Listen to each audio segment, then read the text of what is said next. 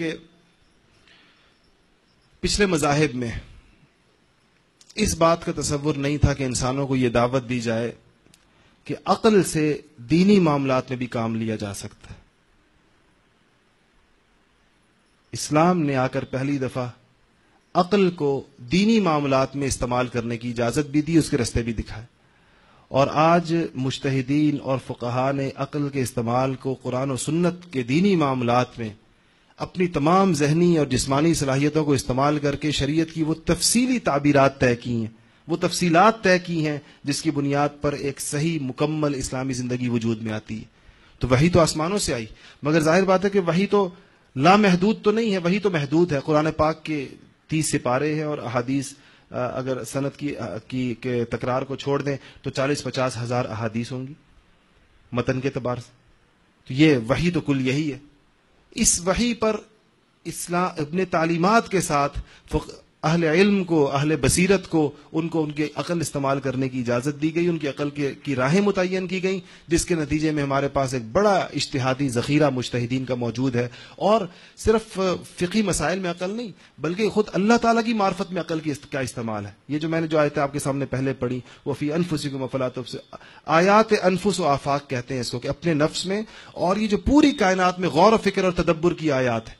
اس کو دیکھو، اونٹ کی طرف متوجہ کیا گیا ہے، بادلوں کی جانب، پہاڑوں کی جانب، ستاروں کی جانب، زمین کی جانب اور آسمان کی جانب، چاند اور سورج کی حرکتوں کی جانب. یہ جتنی قرآن پاک کی بیسیوں، شہد کی مکھی کی طرف، عام مکھی کی طرف، چونٹی کی طرف، یہ جہاں جہاں توجہ انسان کی دلائی گئی ہے، یہاں انسان کی توجہ کس ذریعے سے ہوگی؟ کیا چاہیے ہوگا اس کو؟ عقل چاہیے ہوگی. عقل کے ذریعے اللہ تعالیٰ نے پہچان کرا رہا ہے کہ یہ اس کو دیکھو، چھوٹی چھوٹی مخلوقات کو اور اللہ کی بڑی بڑی چیزوں کو، ان سب کی جانب انسان کی نظر پھیری گئی ہے کہ نظر تدبر کرو ان کی جانب، نظر تفکر کرو ان کی جانب، اور اس نظر کا، اس عقل کے استعمال کا نتیجہ یہ ہوگا کہ تم کو میری معرفت اور میرے جلال اور میری کبریائی کا علم حاصل ہوگا. تمہیں پتہ چلے گا کہ جو اس مخلوق میں توجہ کرنے سے تمہارے دل پر خالق کی عظمت کی راہیں کھلیں گی اور تمہیں اس کی معلومات ہوں گی.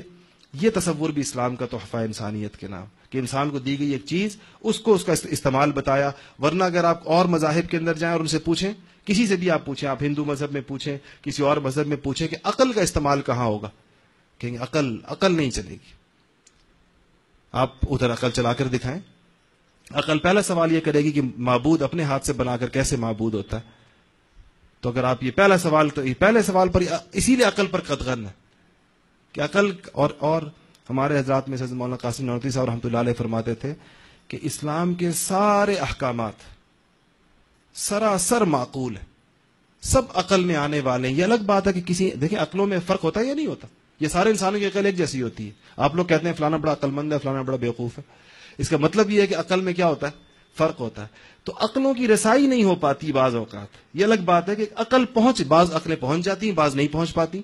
تو جو اسلام کے عقل مند ترین لوگ ہیں مسلمانوں میں، جو فقہا ہیں، جو متکلمین ہیں، ان کی عقلیں اسلام کے تمام احکامات کی معقولیت تک پہنچی ہیں. وہ کہتے ہیں ہر حکم معقول ہے، عقل کے مطابق ہے، عقل کے خلاف کوئی حکم نہیں. کوئی ایک تعلیم بھی ایسی نہیں آئی جو عقل کے خلاف ہو. یہ الگ بات ہے کہ عقل کی رسائی ہے وہاں تک، بعض عقلیں نہیں پہنچ پاتی، وہاں بعض عقلیں پہنچ جاتی ہیں. انبیاء علیہ الصلوۃ والسلام کی عقول پہنچی ہیں، وہ سمجھتے تھے ساری اس پر.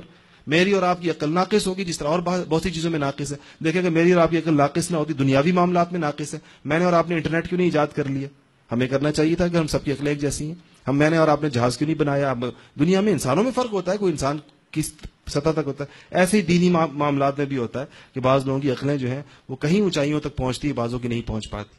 یہ اسلام کا انفرادی ایک اعزاز ہے، اختصاص ہے کہ یہاں پر وحی کی اہمیت، اس کی بالادستی، اس کا تفوق اپنی جگہ پر، مگر عقل کو بھی اس کا خادم بنا کر ساتھ چلایا گیا ہے. اور عقل بھی اپنا کام کرتی ہے اس کے ساتھ ساتھ، اپنے دائرے میں رہ کر اور اپنی حدود میں رہ کر. جو عقل کی حدود ہے، عقل کو لامحدود چیز ویسے بھی نہیں ہے، اس لیے عقل کے لامحدود ہونے کا دعویٰ کرنے والا بیوقوف ہے جو یہ سمجھے کہ عقل لامحدود ہے.